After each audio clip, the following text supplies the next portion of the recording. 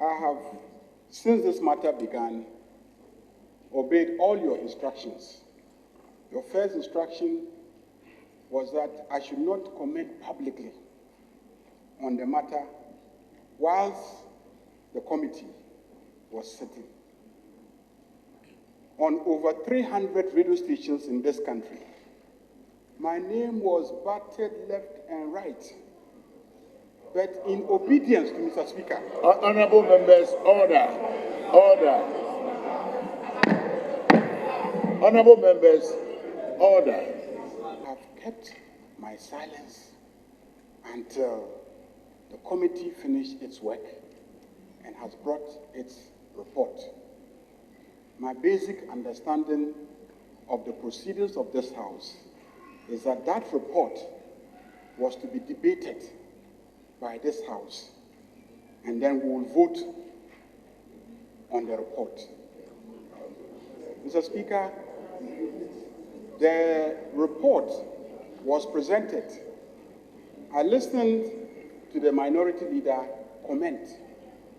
I listened to the majority leader comment. I don't know whether what I heard was a debate.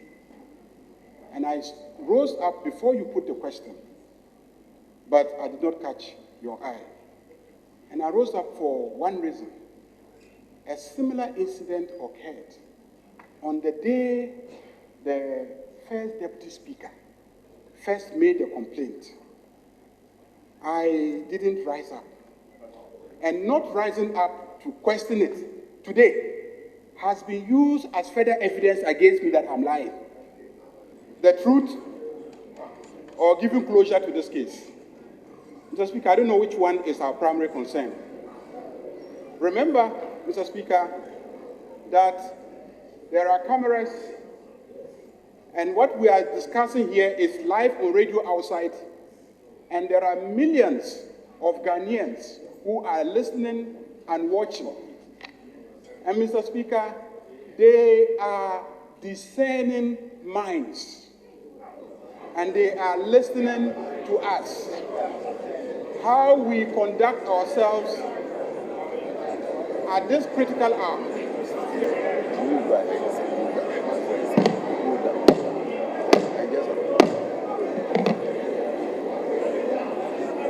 For the second time, Honorable Ayariga,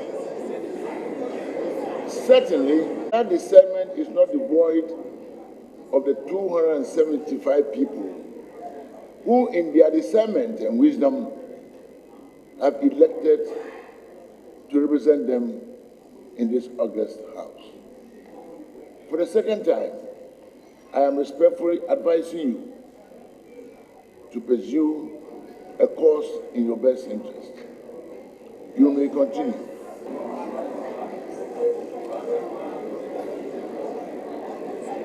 Mr. Speaker, just like the people are saying. I have every intention to show you utmost respect if in rendering the apology, I do not point out certain matters that I also feel are important for you to advert your mind to. Mr. Speaker, in the first place, you set up a committee pursuant to Order 191. First legal question is, does that committee have the power to come to conclusions relating to matters of contempt? Does it have the power? You set it up to find facts and report the facts to you. Does it have the power to come to conclusions on matters of contempt which are clearly spelled out in Order 30, 31, and 32? Facts, not to conclude on contempt, because the issues of contempt are clearly defined in the standing orders. And so that is the first thing that I just wanted to advert your mind to, whether the committee can make findings and come to a conclusion that the provisions of contempt have been violated. That's the first question.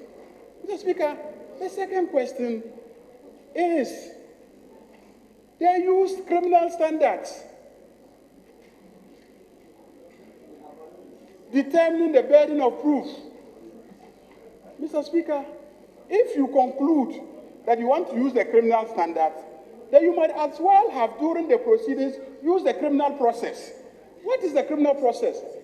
If you call a witness in any criminal trial, he should also cross-examine the other side, so that you can come to the conclusion that will enable you to exact criminal sanctions. You didn't do that.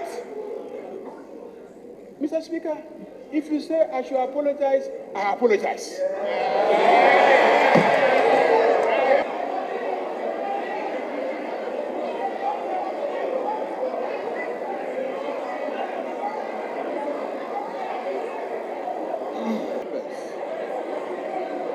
Honorable members, order.